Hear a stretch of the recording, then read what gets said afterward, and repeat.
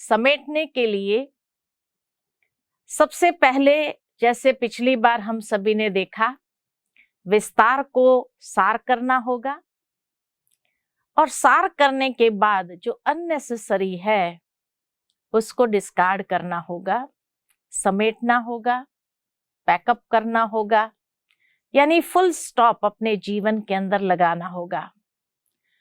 उन चीजों का चिंतन समाप्त करना होगा। जिस तरह कहा जाता है कि एक साधक होता है, वो गुफा में बैठकर साधना करता है और जितना साधना करता जाता है उतना उसमें परिपक्वता आती जाती है, जिससे वो भीतर से एम्पावर्ड हो जाता, शक्तिशाली बन जाता है और समय पर यथार्थ शक्ति का प्रयोग कर सकता है। ठीक इसी तरह जिन जिन शक्तियों के विषय में हम सभी ने सुना, उसे भी जितना हम अपने जीवन में अप्लाई करते जाएंगे, आत्मसात करते जाएंगे, उतना ही आत्मा भी परिपक्व होती जाती है, यानी मैच्योर होती जाती है, और जिससे वह शक्ति को हम स्वयं अपने भीतर विकसित कर सकते हैं और समय पर उन शक्तियों का प्रयोग कर सकते हैं, जिससे हम अनुभवी बन जाते हैं। और अनुभवी के लिए कहा जाता है कि जहां न पहुंचे रवि वहां पहुंचे कवि। रवि यानी सूर्य। तो जिस स्थान पर सूर्य नहीं पहुंच सकता है, वहां एक कवि की कल्पनाएं पहुंचती है, और जहां न पहुंचे कवि वहां पहुंचे अनुभवी। तो जितना हम एक्सपीरियंस्ड होते जाते हैं, उतना जीवन के अंदर जिस हाइट्स को प्राप्त करना चाहते हैं, जिस शिखर पर पहुंचना चाहते हैं, उस शिखर पर भी हम सहजता से पहुंच जाते हैं। तो आज की शक्ति के लिए विशेष हम ये समझे कि जो कहा जाता है कि जीवन एक यात्रा है ना, जिस पर हमें निरंतर चलते रहना है। जीवन रुकने का नाम नहीं है, जीवन चलने का नाम है। और इसीलिए जब चलना है, यात्रा पर है, तो आवश्यक सामान जरूर लेना है, परंतु बहुत सारी चीजें नहीं उठानी होती है। ट्रैवल में हमेशा ये कहा जाता है, जितना लाइट ट्रैवल करो उतना अच्छा है, अन्यथा वो सारा बोझ कहीं हमें ही उठाना न पड़े। और अगर हमें उठाना पड़ता है तो जरूर वो यात्रा फिर सुखद नहीं होंगी, एंजॉयबल नहीं होंगी, क्योंकि बोझ उठाते उठाते हम थक जाते हैं। ठीक इसी तरह इस जीवन की यात्रा में समय प्रति समय कुछ कार्य को या बातों को भी समेटते जाना होगा। वास्तव में जीवन में व्यवहारिक और आध्यात्मिक दोनों पहलुओं से समेटने की शक्ति बहुत आवश्यक है। चाहे वह व्यक्ति एक छोटे से परिवार का कर्ता धर्ता हो, चाहे छोटे बड़े व्यापार का मालिक हो, परंतु सभी जगह पर समेटने की शक्ति का यथार्थ उपयोग न होने से व्यक्ति अपने पीछे अनेक प्रकार की समस्याएं औरों के लिए छोड़ जाता है। कई बार हम देखते हैं, कई बड़ी फैमिलीज में, बड़े घरों में कई प्रकार की समस्याएं आ जाती है, और देखा जाए कि समस्या क्यों है, तो क्योंकि परिवार का जो बड़ा था वो चला गया और हिस्सा बांट के नहीं गया, तो अनेक प्रकार के झगड़े, अनेक प्रकार की समस्याएं उत्पन्न हो जाती है। तो समेटने की शक्ति को धारण करने के लिए दो बातों को सदा स्मृति में रखना आवश्यक है। तो वो दो बातें कौन सी है? सबसे पहली बात, हम ये हमारी स्मृति में रखें कि ये दुनिया एक मुसाफिर खाना है और हम इस दुनिया में मुसाफिर है या मेहमान है। तो कोई भी चीज में आसक्ति नहीं होनी चाहिए और हमेशा ये याद रहे कि इस जीवन की यात्रा में हम आज है, कल कहीं और निकल जाएंगे। दूसरी बात ये याद रखना है, क्योंकि मेहमान होंगे तो मेहमान हर चीज को अप्रिशिएट जरूर करता है। देखो, अप्रिशिएट करो, आगे बढ़ो, लेकिन ये नहीं सोचता है ये भी मैं ले लूं, ये भी मैं ले लूं, ये भी मैं ले लूं, नहीं।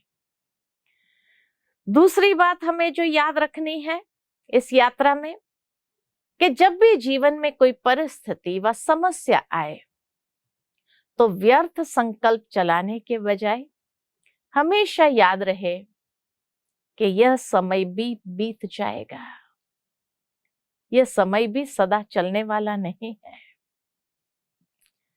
तो बातों को या संकल्पों को फुल स्टॉप लगाना या समेटना आसान हो जाएगा। अगर उस बात के क्वेश्चंस में चले गए, क्यों हुआ, क्या हुआ, कैसे हुआ, ये नहीं होना चाहिए था, ऐसे अनेक प्रकार के क्वेश्चंस में जाएंगे तो उलझन खड़ी होगी, मन उदास हो जाएगा, भारी हो जाएगा, डिस्टर्ब्ड हो जाएगा। लेकिन कैसा भी समय है, अगर ये याद रहा ये भी बीत जाएगा, तो हम ज्यादा उदास नहीं होंगे, लेकिन एक नए सूर्य का आवाहन करते हैं, यानी एक नई सुबह का आवाहन करना शुरू करते हैं।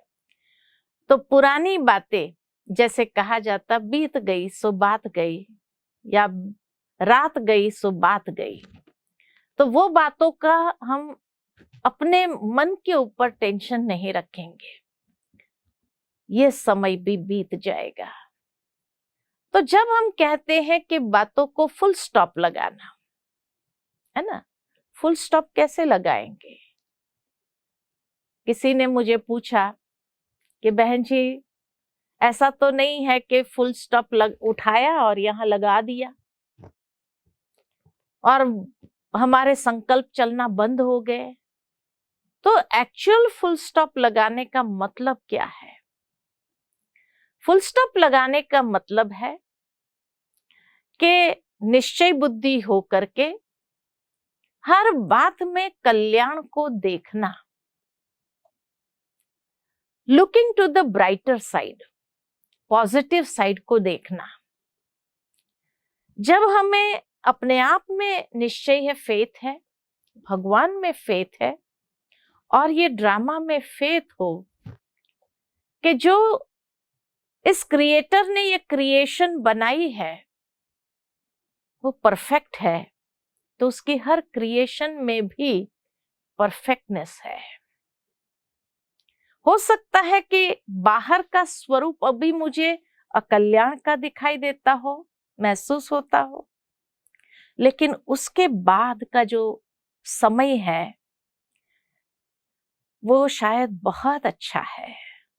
इसीलिए कहा जाता है कि behind every cloud there is a silver lining.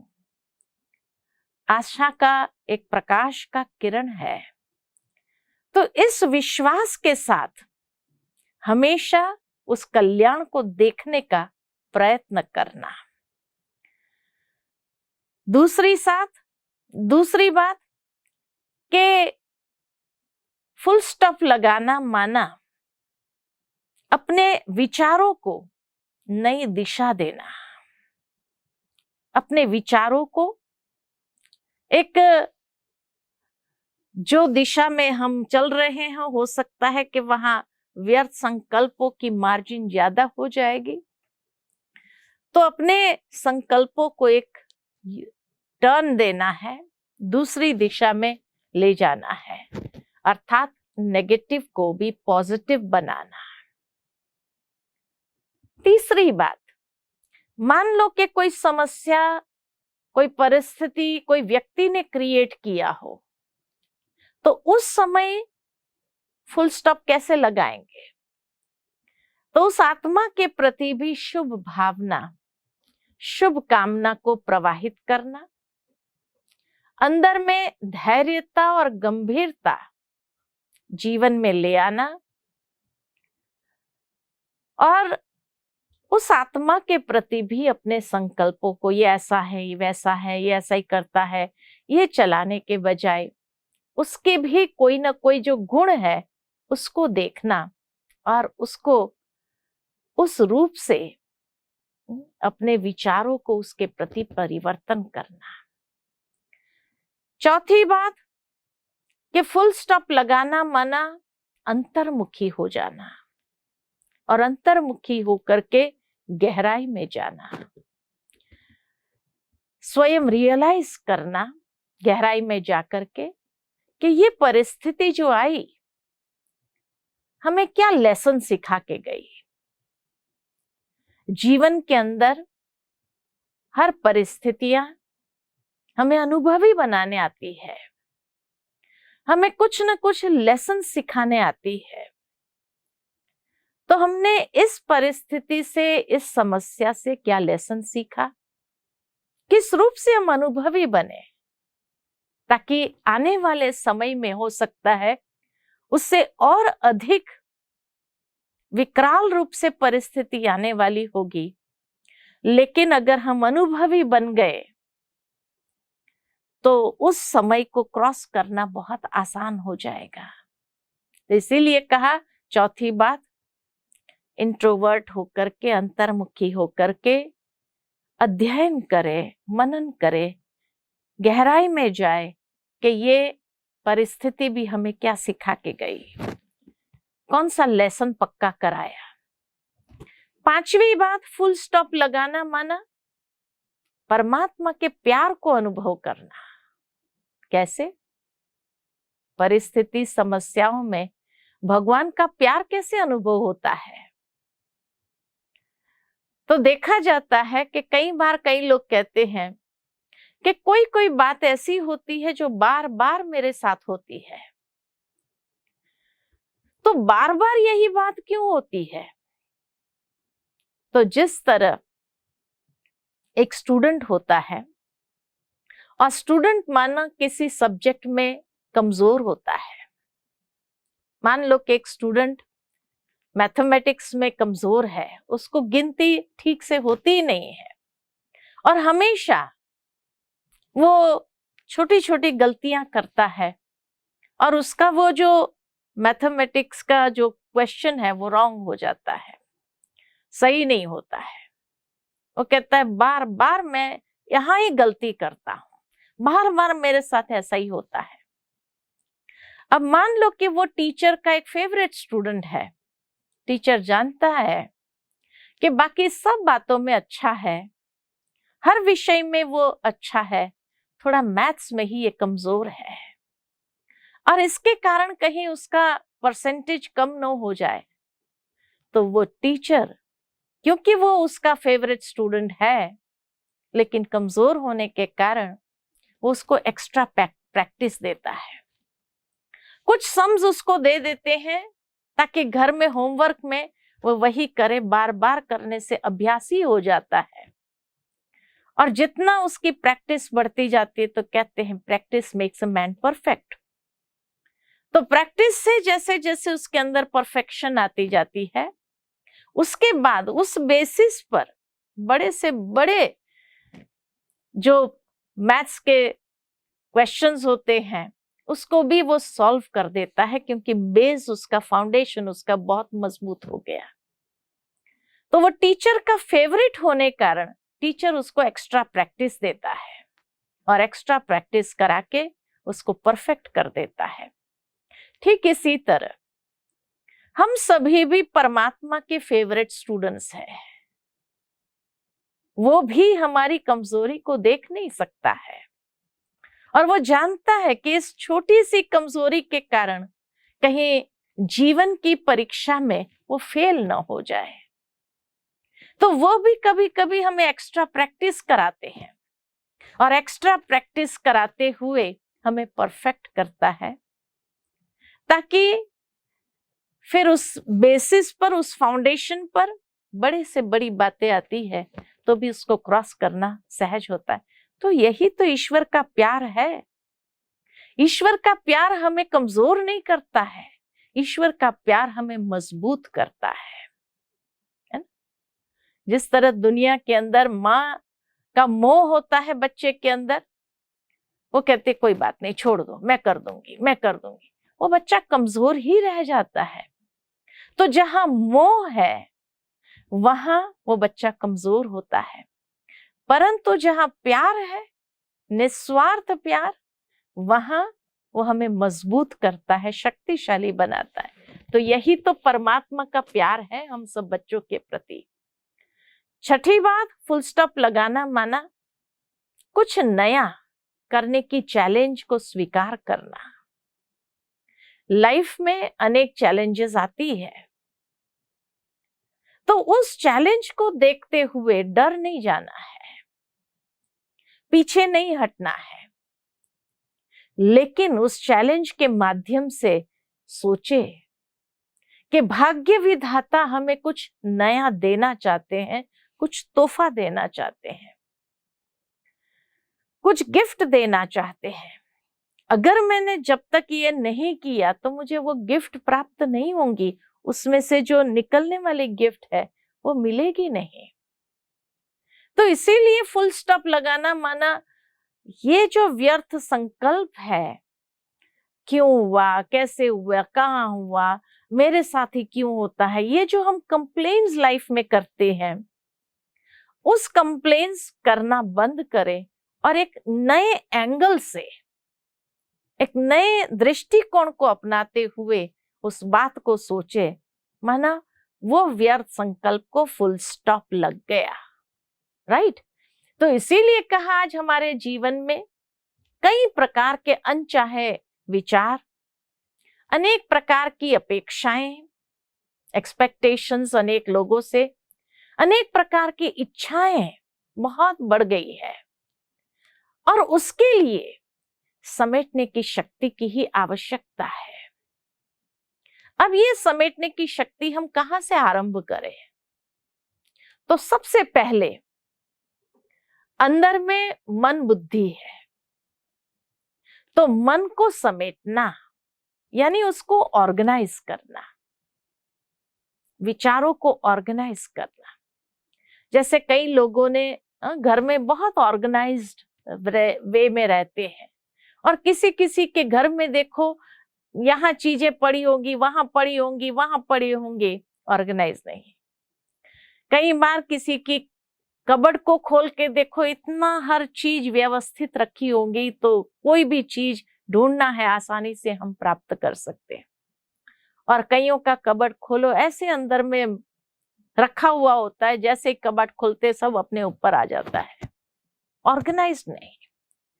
तो समेटना मन हम अपने जीवन को भी ऑर्गेनाइज्ड करें, ताकि हर समय हमारी विचारधारा एक बहुत सुंदर पॉजिटिव रीति से कार्य करे।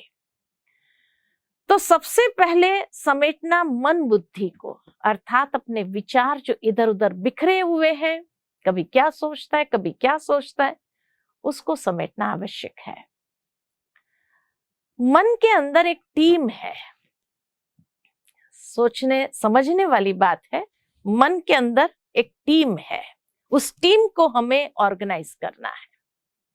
टीम यानी TEAM, ये 4 शब्द है। TEAM। T माना थॉट्स, E माना इमोशंस, A माना एटीट्यूड और M माना मेमोरी। ये 4 चीजें हमारे मन के अंदर होती है। इसकी ये टीम है, मन की, मन बुद्धि की ये टीम है। तो इस टीम को हमें ऑर्गेनाइज करने की आवश्यकता है, क्योंकि जब तक ये टीम ऑर्गेनाइज नहीं है, कोई भी जीवन की यात्रा में हम सुखद अनुभव नहीं कर सकते हैं, सक्सेस अनुभव नहीं कर सकते हैं, खुशी का अनुभव नहीं कर सकते हैं, और ये यात्रा एंजॉयबल नहीं होगी। इसलिए इस टीम को हमें ऑर्गेनाइज करना है। कैसे करेंगे? तो सबसे पहले हमारे थॉट्स या इमोशंस या जो एटीट्यूड यानी वृत्ति अंदर की, भावनाएं, वृत्ति, तो विचार, भावनाएं, वृत्ति और स्मृति, ये चारों को पास्ट से निकाल देना है। क्योंकि हम कई लगेज अपने अंदर पास्ट का लेकर चलते हैं, और इस कारण मन जो है, मन बुद्धि बहुत भारी हो गए हैं। इसलिए पास्ट को समाप्त कर देना है। बीत गई सो बात गई, है ना। मन बुद्धि के अंदर भुलाने की आदत होनी चाहिए, कुछ लेट गो करने की आदत होनी चाहिए। किसी व्यक्ति के साथ की कोई बात है तो उसको माफ करे और अपने मन को साफ करे। साफ करने के लिए यही समझे कि इस आत्मा का भी ड्रामा में रोल है, ये बेहद के विशाल ड्रामा में ये आत्मा भी एक्टर है, मैं भी एक्टर हूं। ये अपना रोल प्ले कर रहा है, मुझे अपना रोल प्ले करना है।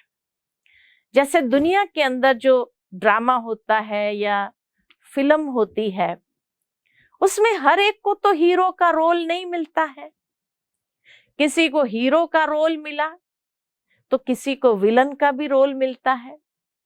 लेकिन विलन के रोल को देखते हुए हम ये तो नहीं कहते हैं कि ये विलन को ऐसा नहीं करना चाहिए।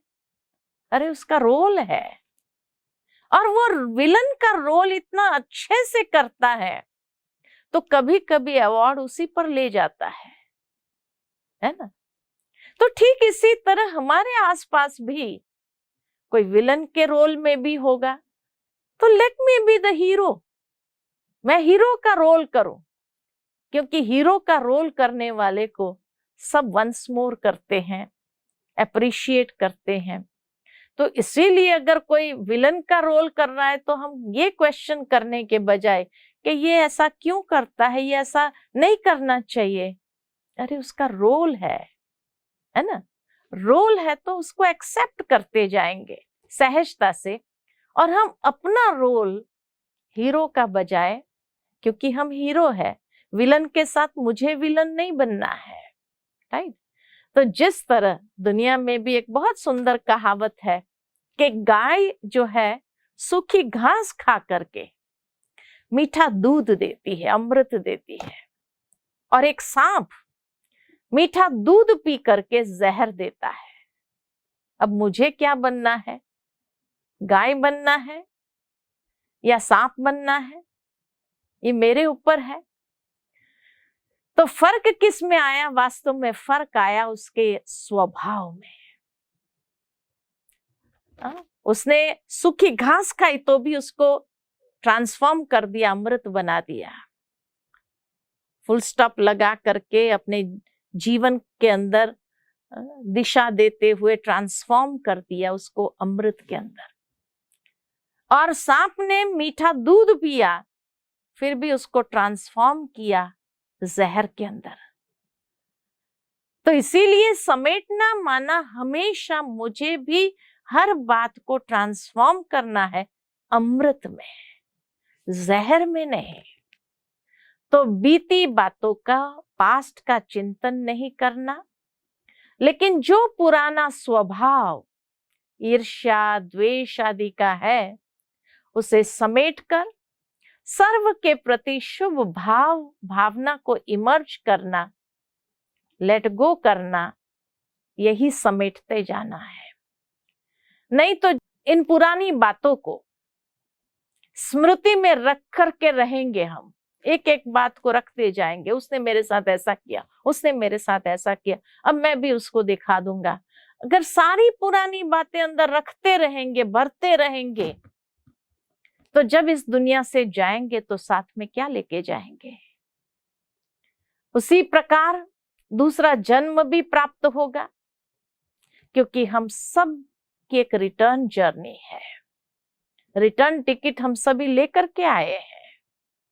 तो हम अपने साथ कौन सा लगेज इकट्ठा कर रहे हैं? ईर्ष्या, द्वेष, नेगेटिविटी, टेंशन्स, इसी का लगेज इकट्ठा कर रहे हैं। तो ध्यान रखना है कि हमारी टीम बहुत अच्छी हो तो जीवन की यात्रा बहुत सुंदर होगी और आगे की यात्रा भी उसी के आधार पर बहुत सुंदर हो जाएगी। तो हमारी टीम कैसी है? तभी वो गीत याद आता है, जिंदगी एक सफर है ना, और सफर है सुहाना। सफर को हमें सुहाना बनाना है, क्योंकि कल क्या होगा किसने जाना। जिंदगी एक सफर है सुहाना, कल क्या होगा किसने जाना।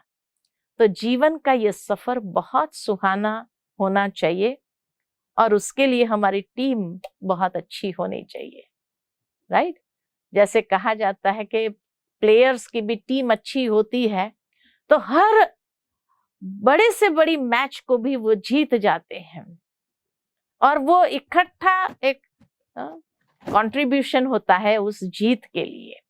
तो इसी तरह हमारी टीम भी बहुत पॉजिटिव, बहुत अच्छी हो, खुशखुशाल हो, एंजॉयबल, तभी हमारी जीवन की यात्रा भी एंजॉयबल होगी। और हमारे जाने के बाद भी हमारी टीम को हर कोई याद करे और उसमें से प्रेरणा ले कि जैसे इसने अपनी टीम को इतना सुंदर बनाया, हम भी अपने जीवन के अंदर उससे यही बात सीखें और आगे बढ़े।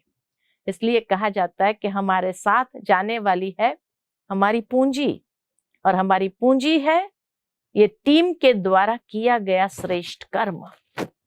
ये श्रेष्ठ कर्म की पूंजी हमें अपने साथ सदा रखनी है और ले जाना है। तो ये पहली बात समेटना है, मन बुद्धि की टीम को ऑर्गेनाइज्ड कर देना। दूसरी बात जो हमें समेटना है कि आज इस जीवन की यात्रा में अनेक प्रकार की इच्छाएं, ये भी चाहिए, ये भी चाहिए, ये भी चाहिए, चाहिए कि चाहना बहुत बढ़ गई है। तो अपनी इच्छाओं को भी समेटते जाएं। कहा जाता है कि आवश्यकता तो सबकी पूरी होती है, लेकिन इच्छाएं तो बादशाह की भी पूरी नहीं होती है। बादशाह के पास सब कुछ है, लेकिन उसकी इच्छाएं इतनी है जो पूरी नहीं हो सकती है। इंग्लिश में भी इसलिए कहा जाता है, there is enough to satisfy man's needs but nothing to satisfy man's greed. जो हमारा लोभ, लालच, आसक्तियां हैं, उसको सेटिस्फाई करने के लिए तो कितनी भी चीजें उसके पास आ जाए तो भी सेटिस्फाई होने वाली नहीं है। कई बार हम देखते हैं कि दिवाली में जब लोग सफाई करते अपने घर के, तो घर की सफाई करने के बाद देखते हैं बहुत सारी चीजें हैं जो शायद हमने सालों से यूज नहीं किया है, लेकिन फिर भी उसको साफ करके वापस रख देते हैं। क्यों? अरे भाई ये क्यों रखते हैं? तो क्या कहते हैं, अरे ये मेरे मायके से मुझे शादी के समय मिला था, ये तो यादगार है मेरे लिए, इसको मैं निकाल नहीं सकती हूँ। ये फलाने व्यक्ति ने मुझे इतना प्यार से गिफ्ट किया था, उसको मैं निकाल नहीं सकती हूँ।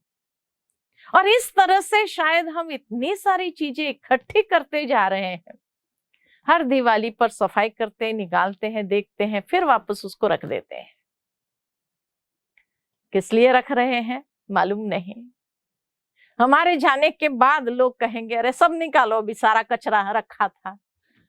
जिसको हमने इतना प्यार से समेट के सहज के रखा था, लोग हमारे जाने के बाद कहते हैं सारा कचरा इकट्ठा कर दिया था, ये सारा कचरा निकालो अभी, है ना। तो हम सब ने वो सिकंदर की कहानी सुनी है। सिकंदर एक बहुत बड़ा, नेपोलियन जिसको कहा जाता है, नेपोलियन ने आधी दुनिया को जीत लिया था कहा जाता है। तो उसका सुना था कि जिस दिन उसको ये रियलाइज हुआ, एक दिन उसने किसी से पूछा कि भारत की ऐसी कौन सी चीज है जिसको ले आना चाहिए, अपने साथ रखना चाहिए। तो किसी ने उसको कहा कि भारत का कोई साधु हो ना, उसको जरूर अपने साथ रखना चाहिए। तो कहा क्यों रखना चाहिए साधु को? तो कहा समय पर वो बहुत अच्छी विजडम देता है इसलिए। तो नेपोलियन की बुद्धि में ये बात घुस गई। तो उसने भारत में एक साधु को देखा, साधना कर रहा था, तपस्या कर रहा था, कोई ऋषि था। तो उस ऋषि के पास गया कि चलो मेरे साथ। तो ऋषि ने कहा मैं क्यों चलूं? कहा नहीं, आपको चलना होगा, ये मेरा ऑर्डर है। उसके सारे सैनिक आकर के खड़े हो गए, बोले ये नेपोलियन का ऑर्डर है, आपको मानना ही होगा। कहा और अगर ना मानू तो कहा तेरा सर काट देंगे, तेरे को खत्म कर दिया जाएगा। तो कहा खत्म कर दो फिर। तो कहा तुम्हें अपने जीवन के लिए मोह नहीं है? कहा नहीं, क्योंकि वो मुझे मार नहीं सकता, मैं तो अमर, अजर अमर अविनाशी आत्मा हूं।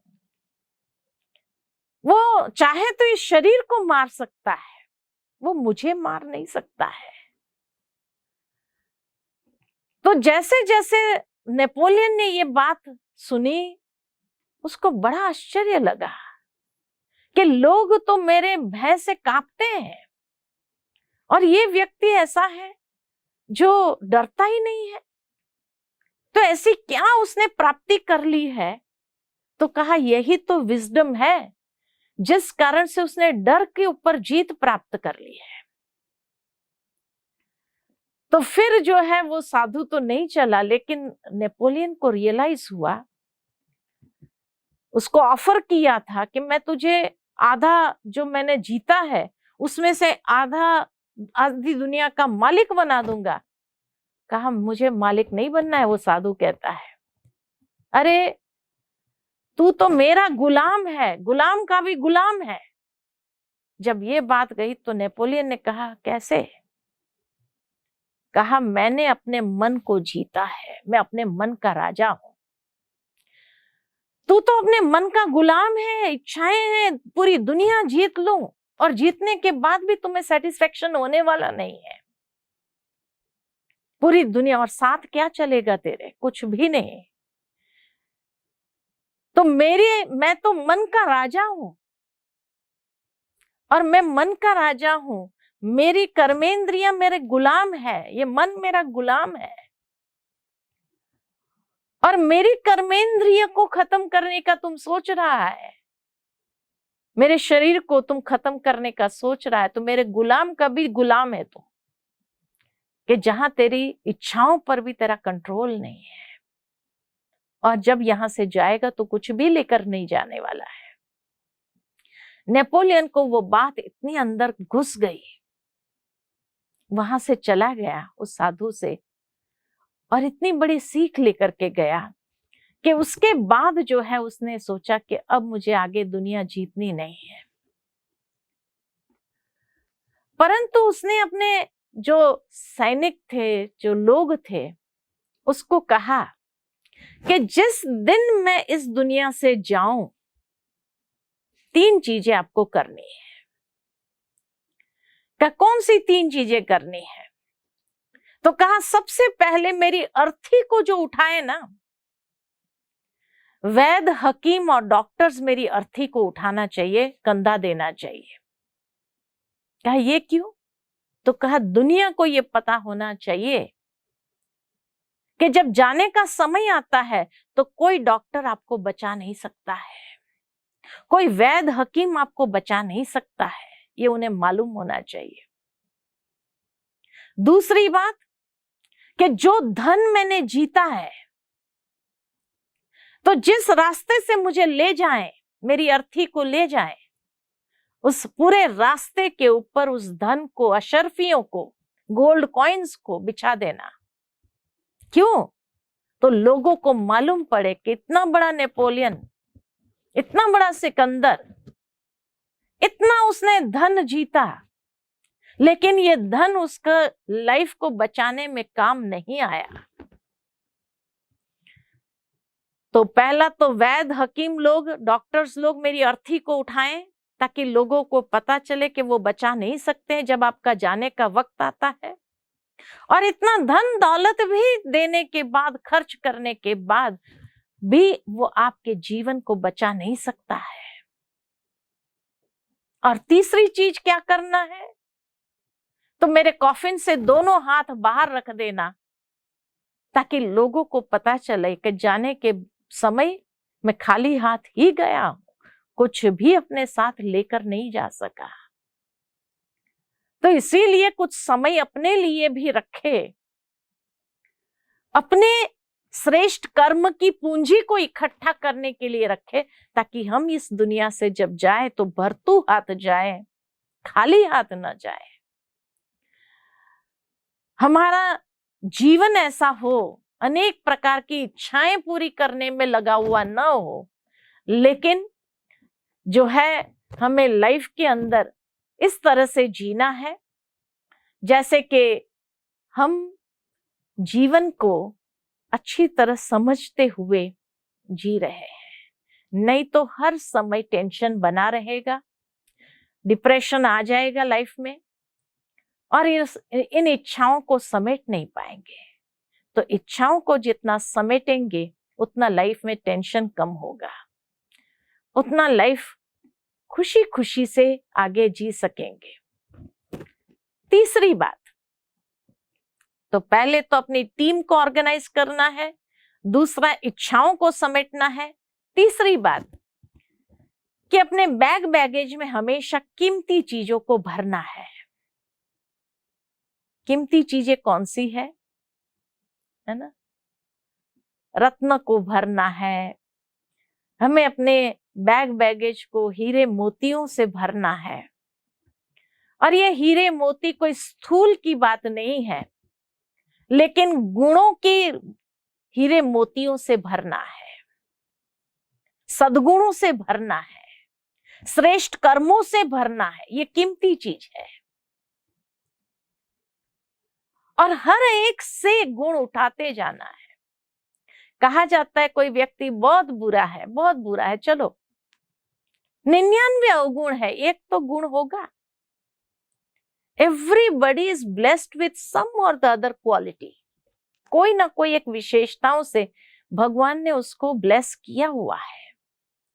तो इसीलिए कहा कि ये गुण चोर बने, हम हर एक से गुणों को उठाए और अपने जीवन के अंदर उन गुणों को भरते जाए, गुणों को इकट्ठा करते जाए, किसी के अवगुणों को न देखे, गुण अपने जीवन के अंदर धारण करते हुए गुण चोर बने।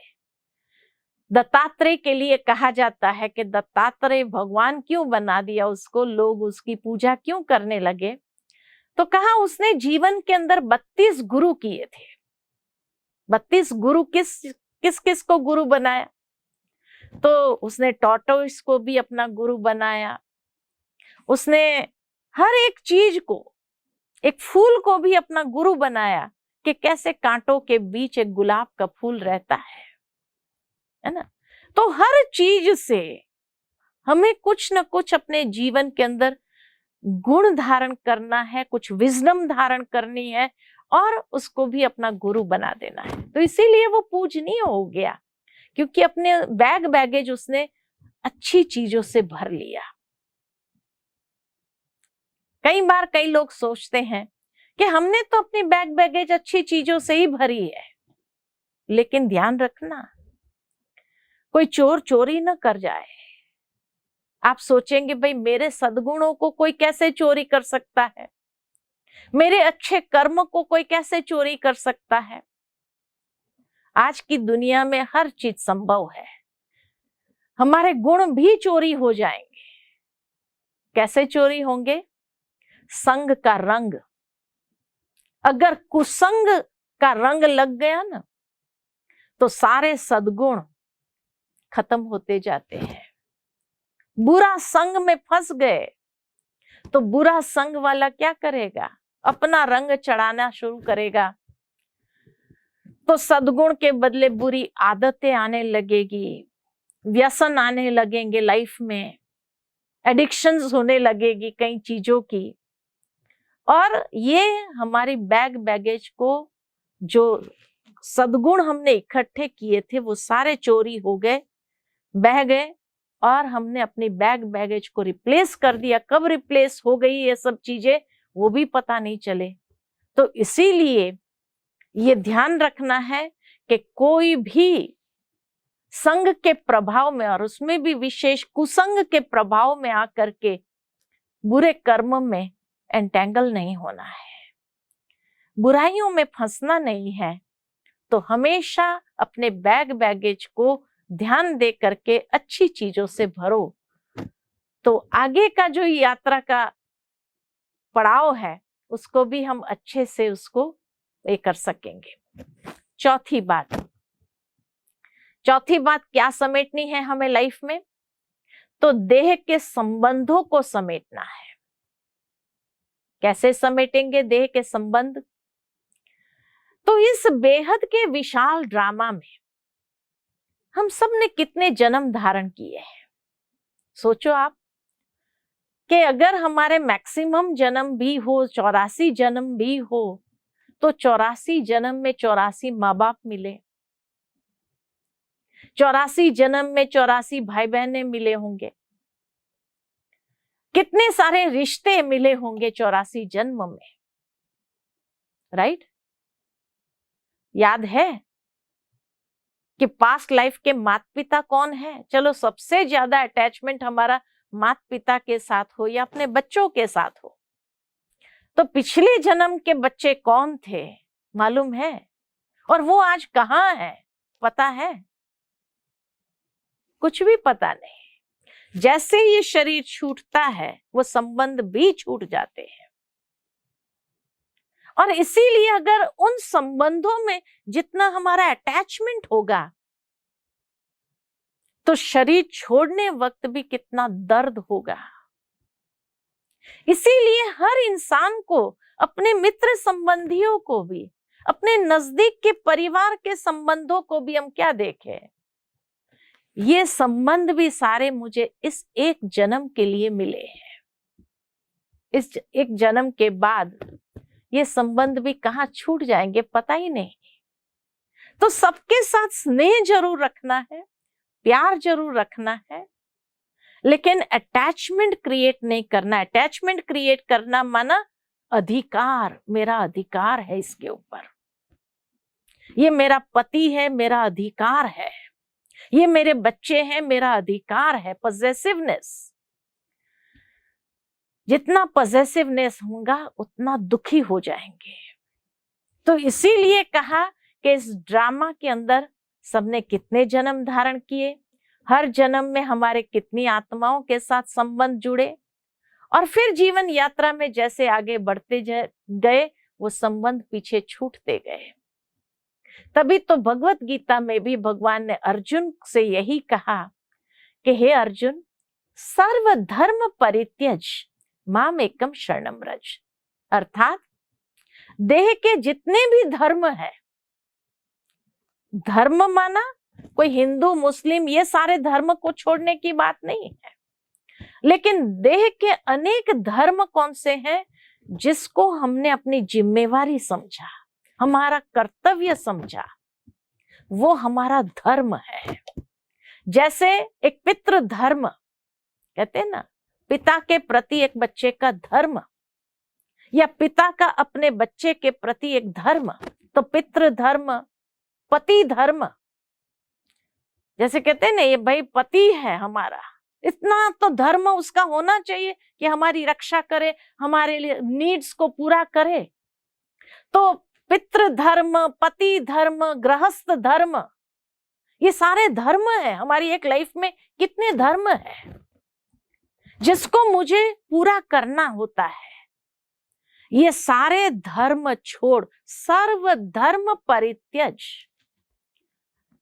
ये जो एक्सपेक्टेशंस होता है कि मेरे पिता का धर्म मेरे प्रति क्या है, मेरे पति का धर्म मेरे प्रति क्या है, मेरे बच्चे का धर्म मेरे प्रति क्या है, मेरा गृहस्थ धर्म मेरे लिए क्या है।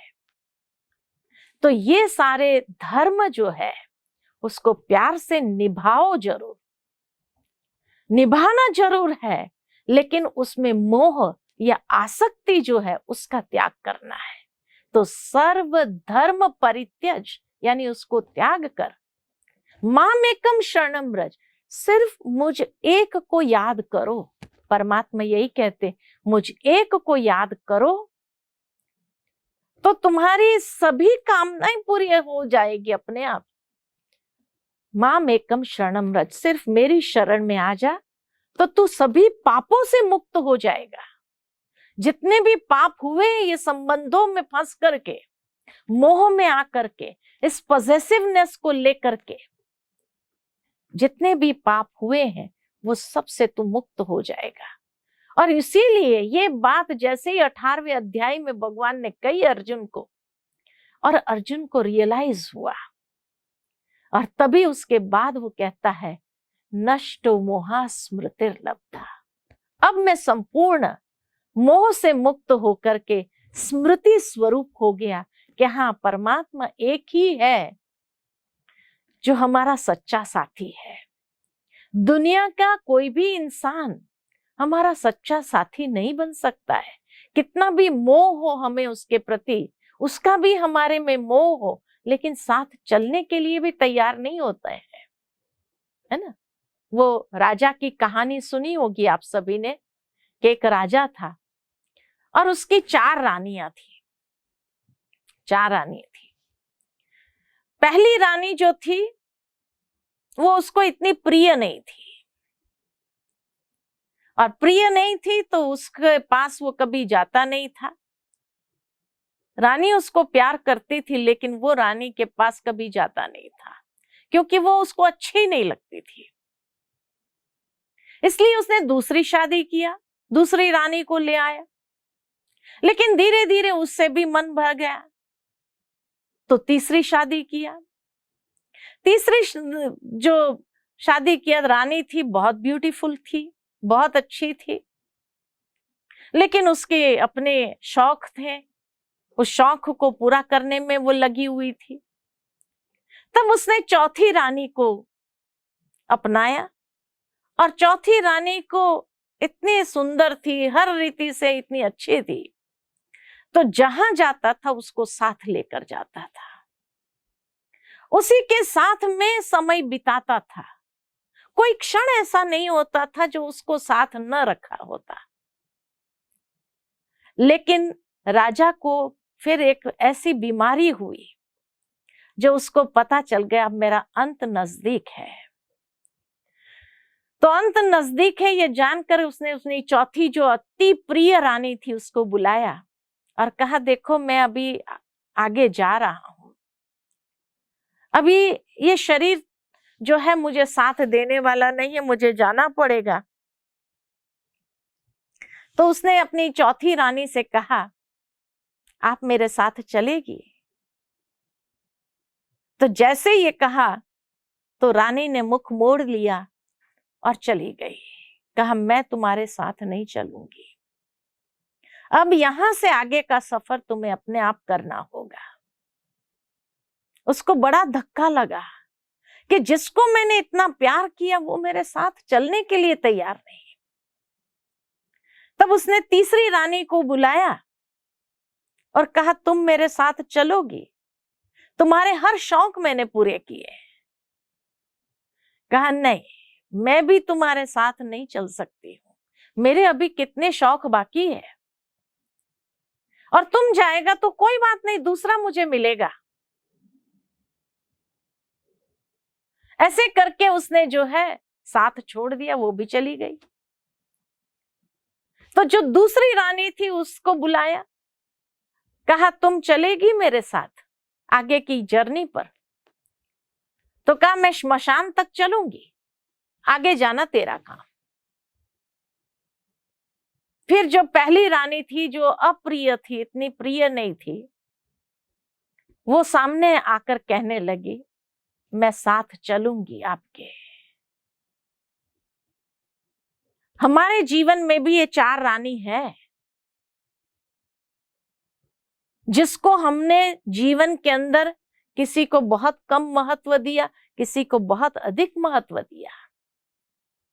पहली रानी हमारे अच्छे कर्म, अच्छा स्वभाव, जो हमेशा हमारे साथ चलने के लिए तैयार होता है। दूसरी रानी वो है हमारे मित्र संबंधी जो हमें स्मशान तक छोड़ने आते हैं। तीसरी रानी हमारी धन दौलत,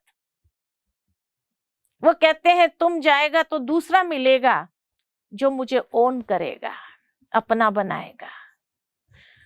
और जो चौथी रानी जिसको इतना प्यार किया, हमेशा साथ रखा, हमारा शरीर,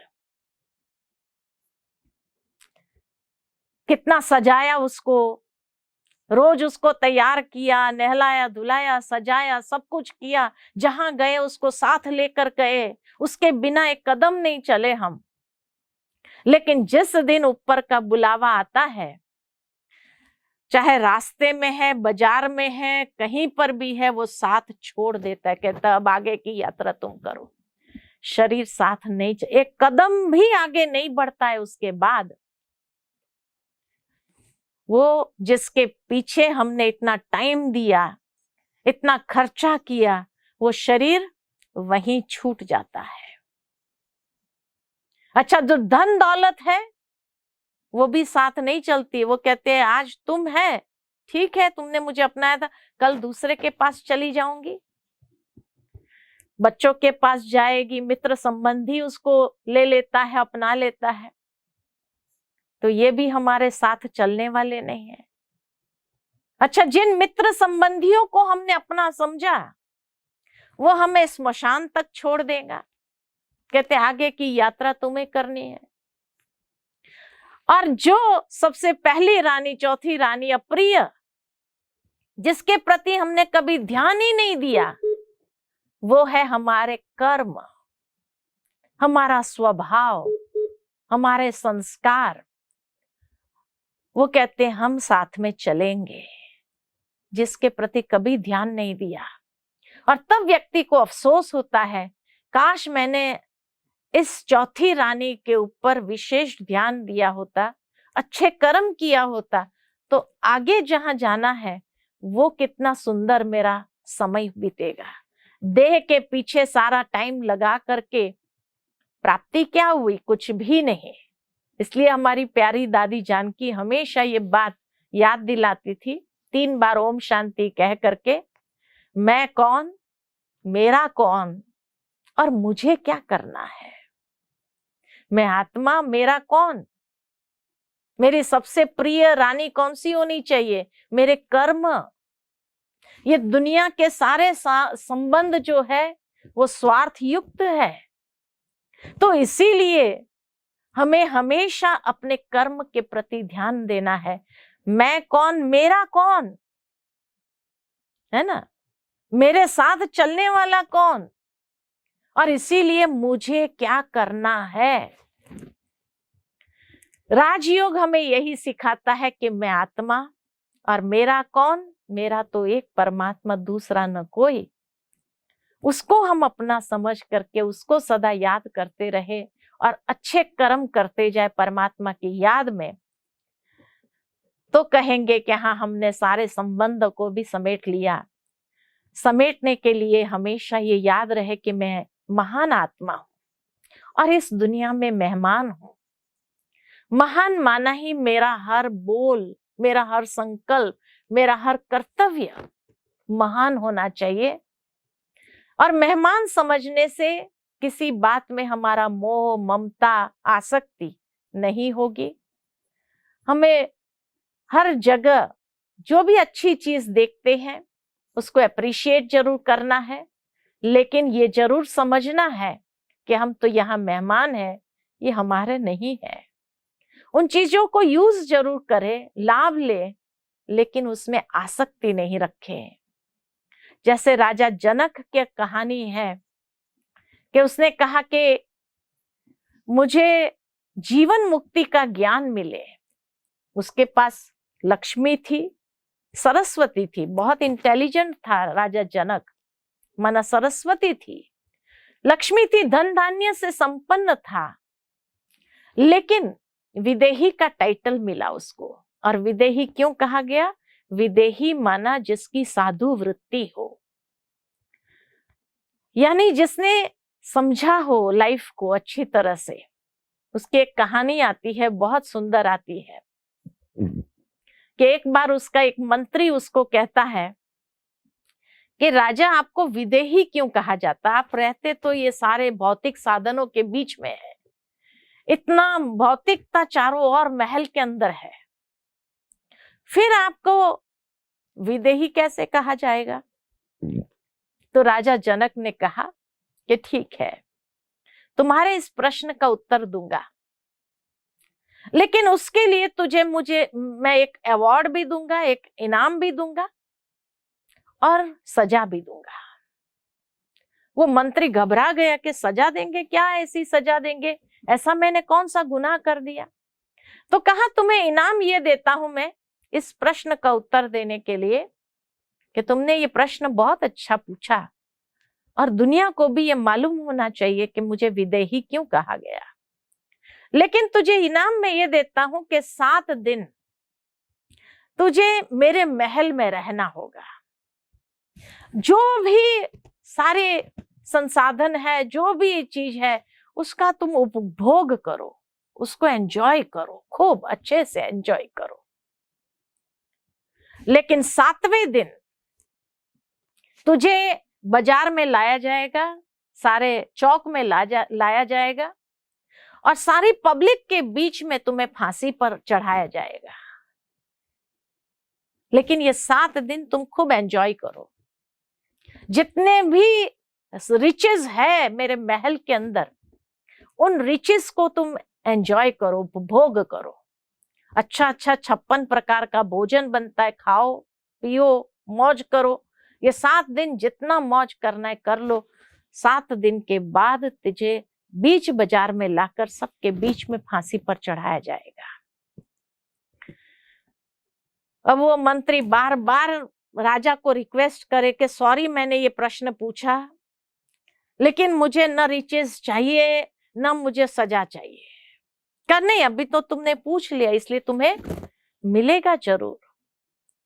अब क्या करता, गया महल में रहने के लिए 7 दिन के लिए, लेकिन बार बार उसको वही नजर आए कि ये 7 दिन के बाद तो मुझे फांसी पर चढ़ा दिया जाएगा, सबके बीच में रख दिया जाएगा और एकदम मेरी सब बातों से खत्म हो जाऊंगा। फिर वो बड़ा परेशान हो गया, टेंशन में आ गया और उसको पता ही नहीं चला कि अभी मैं क्या करूं। खैर 7 दिन पूरे हुए। 7 दिन पूरे होने के बाद जो है उसको बीच चौक में ला करके कहा गया कि अब तुझे फांसी पर चढ़ाएंगे। बड़ा डरने लगा, क्या करे। फिर जो है राजा ने कहा, फांसी पर चढ़ाने से पहले मैं तुझे पूछना चाहता हूं कि इस 7 दिन का तेरा एक्सपीरियंस कैसा रहा? तो कहा, क्या एक्सपीरियंस? कहा, नहीं, तुझे इतना 56 प्रकार के भोजन मिले, तुम्हें इतना रिचेस को एंजॉय करने का टाइम मिला, तो तुम्हारा एक्सपीरियंस क्या रहा? तो उसने कहा, मेरा कोई एक्सपीरियंस नहीं। हर समय जैसे मुझे ये दिन नजर आ रहा था और इसीलिए मैं ठीक से भोजन भी नहीं कर पाया, मुझे वो स्वाद भी नहीं आया, जो रिचेस थे उसको भी मुझे एंजॉय करने का कोई मन नहीं हो रहा था और मुझे तो डिप्रेशन आ रहा था, इतना स्ट्रेस हो गया था मेरे अंदर। तो राजा ने कहा, मैं इसी बात का तो उत्तर तेरे को देना चाहता हूं कि मैं भी इस महल में रहता हूं, ये रिचेस के बीच में रहता हूं, लेकिन मैं हर समय समझता हूं कि हर घड़ी कभी भी ये 7 दिन में कोई भी एक दिन तो जाना ही है, मुझे भी 7 ही दिन है कि नहीं? 7 दिन में कोई भी एक दिन मुझे जाना होगा। 7 दिन के आगे जिंदगी नहीं है। तो इसीलिए कहा कि हमेशा जितना डिटैच्ड वे में रहेंगे और डिटैच होकर के उसको यूज करेंगे तो एंजॉय भी कर सकेंगे और साथ में जो है हम सहजता से जीवन को एंजॉय करते हुए आगे बढ़ सकेंगे और कोई भी चीज हमें खींचेगी नहीं। जिस तरह कहा जाता है कि एक व्यक्ति संसार में रहते इतना लिप्त हो जाता है कि उन चीजों से न्यारा नहीं हो सकता है और जब उसमें इतना लिप्त रहने लगता है तो दुखी हो जाता है। जबकि राजयोग हमें यही सिखाता कि आत्मा समझकर डिटैच होकर के मैं परमात्मा का बच्चा हूं, ये शरीर रूपी चोला हमने धारण किया है पाठ बजाने के लिए, और इसीलिए ये पाठ को बजाते हुए देह और देह के संबंधों से जितना न्यारा उपराम रहेंगे उतना सबके प्यारा भी रहेंगे और सहजता से एंजॉय कर सकेंगे। और पांचवी बात जो हमें समेटनी है कि व्यवहार को समेटना है, अपने कर्तव्य को समेटना है, यानी एक कमल फूल की तरह न्यारा और प्यारा रहना है, सबके बीच में रहना है, संगठन से किनारा नहीं करना है, परिवार से किनारा नहीं करना है, कारोबार को छोड़ना नहीं है, जिम्मेवारियों को छोड़ना नहीं है, लेकिन न्यारा होकर उसको संभालना है। जिस तरह एक बैंक मैनेजर या कैशियर बैंक का सारा दिन पैसा गिनती करता रहता है, लेकिन दिन के अंत में समझता है मेरा नहीं है, सारा दिन पैसों को गिनती करते करते शायद थक जाए, लेकिन वो समझता है कि ये पैसे मेरे नहीं है। जिस तरह एक कंपनी का बहुत बड़ा मैनेजर हो, बहुत बीमार हो गया, लेकिन फिर भी अपना कारोबार में से और कुछ नहीं, रोज डॉक्टर के पास जाता था, अपने साथ एक ब्रीफकेस लेकर के जाता था। डॉक्टर इलाज कर रहे थे, लेकिन देख रहा था पेशेंट को कुछ फायदा नहीं हो रहा है, उस मैनेजर को कोई फायदा नहीं हो रहा है। तो उस डॉक्टर ने उस मैनेजर से पूछा, क्या आप काम से सीधा यहाँ आते हो? कहा हाँ, मैं काम से आता हूँ यहाँ पर, और ये ब्रीफकेस जो मेरी है उसमें मैं काम घर में भी ले जाता हूँ और घर में भी पूरा करता हूँ, तब जाकर के दूसरे दिन फिर मैं काम पर वापस अच्छे से कर सकता हूँ। तो ऑफिस में भी काम करता है, घर में भी काम ले जाता है।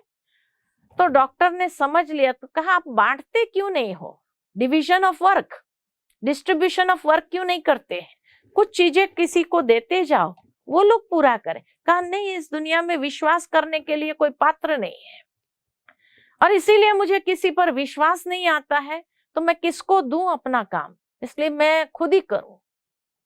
वो डॉक्टर ने कहा तो एक सलाह मेरी मानो। कहा क्या? तो कहा तुम रोज वॉक करने जाओ। कहा 1 घंटा वॉक करो, लेकिन स्मशान में वॉक करना। कहा स्मशान में वॉक क्यों करो, बगीचे में क्यों नहीं करो? तो कहा स्मशान में इसलिए करना कि वहां तुम देखेगा कि कितने बड़े बड़े इंडस्ट्रियलिस्ट, कितने बड़े बड़े कंपनी के मालिक लोग भी लेटे हुए हैं, और उनके जाने के बाद भी उनकी कंपनी चल रही है, रुकी नहीं है। इसी तरह तुम आज है, लेकिन अपनी हेल्थ को खत्म कर रहा है, क्योंकि तुम्हें विश्वास नहीं, कल को तुम चला जाएगा, फिर भी ये कंपनी चलने वाली है, रुकेगी नहीं, किसी के बिना काम रुका नहीं है। इसलिए डिस्ट्रीब्यूशन ऑफ वर्क जरूर हो, नहीं तो बहुत जल्दी उस ग्रेवयार्ड में उन लोगों के साथ पहुंच जाएगा। इसलिए तुम रोज 1 घंटा वहां चक्कर लगाएगा, तो तुम्हें कम से कम स्मृति रहेगी कि मेरे बिना भी दुनिया चलेगी और चलती रहेगी। तो जो कारोबार है, व्यवहार है, डिस्ट्रीब्यूशन ऑफ वर्क जरूर करें, हम सुपरविजन करें, लेकिन सबसे कराएं। कुछ चीज करना है, कुछ चीज कराना भी जरूरी है। तो जितना हम बांटते जाएंगे, न्यारा रहेंगे, तो टेंशन कम होगा। एक बार प्रकाशमणि दादी जी को किसी ने पूछा, आप इतनी बड़ी संस्था की हेड है, आपको टेंशन नहीं होता है? तो दादी जी ने कहा, मैं अपने आप को कभी हेड समझती नहीं हूं, जो हेडेक हो। जो हेड समझता है उसको हेडेक होता है। मैं तो निमित्त हूं, निर्माण हूं, करण करावनहार परमात्मा करा रहा है, मैं करणहार हूं। तो इसीलिए गीत भी है अपना, सब सौंप दो प्रभु को, तो जीवन सरल हो जाएगा। इतने हल्के हो जाएंगे, लाइट हो जाएंगे, ये जीवन की यात्रा को करने में आनंद होगा। तो इसीलिए कहा कि मनुष्य जीवन में 3 अवसर भगवान उसको देता है एंजॉय, माना बहुत धूमधाम से तैयारी करके एंजॉय करने का। कौन सा? सबसे पहले एक बच्चा जब जन्म लेने वाला होता है, 9 महीना वो माँ कितनी तैयारी करती है उस बच्चे के स्वागत के लिए। करते हैं ना, बच्चे के स्वागत के लिए कितनी तैयारी की आप लोग ने। 9 महीना से ऊपर किया होगा कि भाई बच्चा आने वाला है, उसके लिए ये उसका जो क्रेडल है वो लेके आए, उसका ये कपड़े संजोना शुरू करो, इसको ये करना चालू करो, उसके लिए स्वेटर बुनना चालू करते हैं, उसके लिए पैरों के मोजे तक बनाना चालू करते हैं प्यार से। कितना एक एक चीज की तैयारी करते हैं कि उस बच्चे का जन्म हो तो कोई भी चीज की उसको कमी नहीं होनी चाहिए, ठंडी नहीं लगनी चाहिए, उसको ये नहीं लगना चाहिए। हर रीति से उसके लिए ब्लैंकेट लाएंगे, उसके लिए कितनी अच्छी अच्छी चीजें ले आते हैं। आजकल तो बच्चों के किड्स स्टोर में चले जाओ, क्या नहीं मिलता है। छोटे छोटे खिलौने भी लेके आते हैं, है ना उसको। तो एक बच्चे का जन्म होना होता है तो कितनी पूर्व तैयारी होती है, और सारे घर के सदस्य उसमें लग जाते हैं उस तैयारी में। दूसरा, उसका विवाह जब होता है, और उस विवाह के भी कितने समय पहले से तैयारी शुरू करते हैं। अभी तो एंगेजमेंट नहीं हुई होंगी, खाली लड़की देखी होंगी कि हम तैयारी शुरू कर देते हैं। बच्चे के विवाह में ये भी लगेगा, ये भी लगेगा, बहू को ये देंगे, वो देंगे, इसके ये कपड़े, वो कपड़े, इस तरह से हम सारी तैयारी करने में जुट जाते हैं और धूमधाम से उसका विवाह करते हैं। और तीसरा अवसर इस दुनिया से जाने का, उसकी तैयारी कितनी किया हमने। जन्म की तैयारी कर लेते हैं हमारे लिए सब, विवाह की तैयारी सब कर लेते हैं, लेकिन इस दुनिया से जो जाने का है उसको तो हम भूल ही जाते हैं और ऐसे जीने लगते हैं जैसे यहां से हमें कभी जाना ही नहीं है। इसीलिए मृत्यु बड़ी दुखदाई, दर्दनाक होती है, क्योंकि हमने तैयारी नहीं किया है। तो इसीलिए समेटना माना हमेशा हमें याद रहे कि कभी भी हम जा सकते, या 7 दिन में से कोई भी एक दिन जा सकते हैं, और उसकी भी हमें बैगेज तैयार करनी है। रत्न मोती हीरे सब कुछ लेकर के, सद्गुण रूपी रत्न, श्रेष्ठ कर्म रूपी हीरे मोती को बैगेज में भरना है और अपने साथ ले चलना है। ये बैगेज हमारी कंप्लीट होनी चाहिए, ठीक है ना। अच्छा, ओम शांति। तो कुछ क्षण के लिए हम सभी योग करेंगे और स्वयं को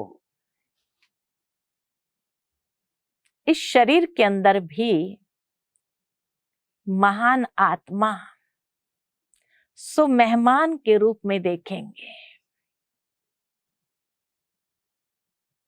मैं एक महान आत्मा हूं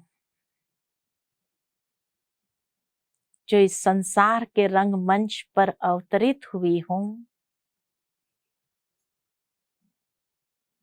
महान कार्य करने के लिए। और परमात्मा ने मुझ आत्मा में अनेक सद्गुण रूपी हीरे मोती दिए थे श्रेष्ठ कर्म करने के लिए।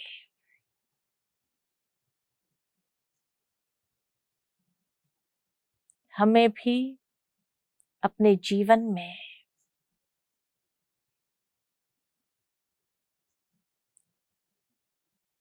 कई चीजों को समेटते जाना है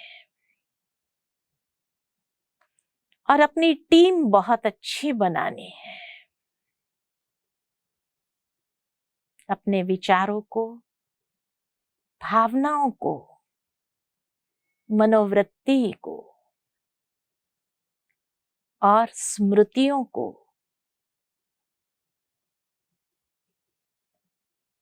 श्रेष्ठ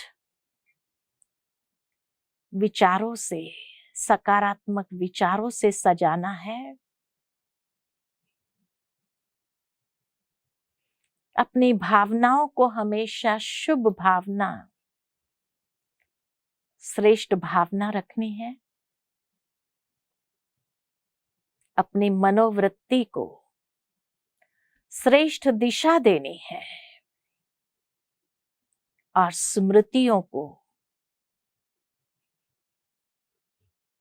समृद्ध करना है।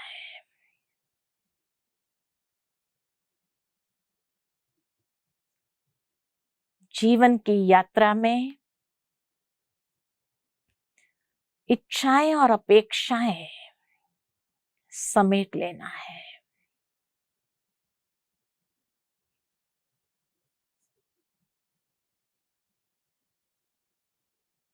सदा ये ध्यान रहे, मैं कौन, मेरा कौन और मुझे क्या करना है।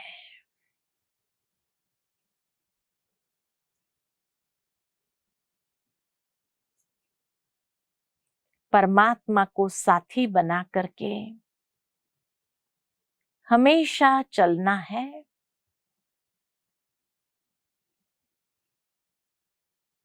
इस जीवन की यात्रा में संगठन में भी रहना है, साथ निभाना है और हंसते खेलते जिंदगी के सफर को सुहाना बनाना है।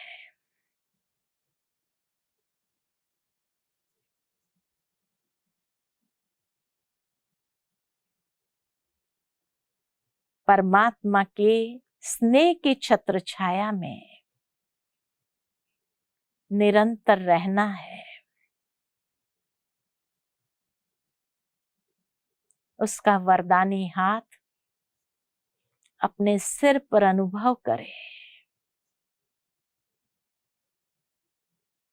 सब सौंप दो प्रभु को, जीवन सरल हो जाएगा।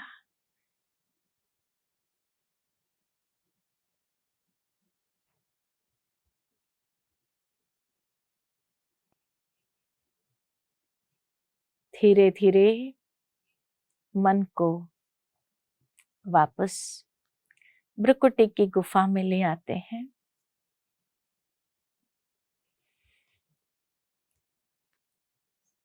ओम शांति शांति शांति।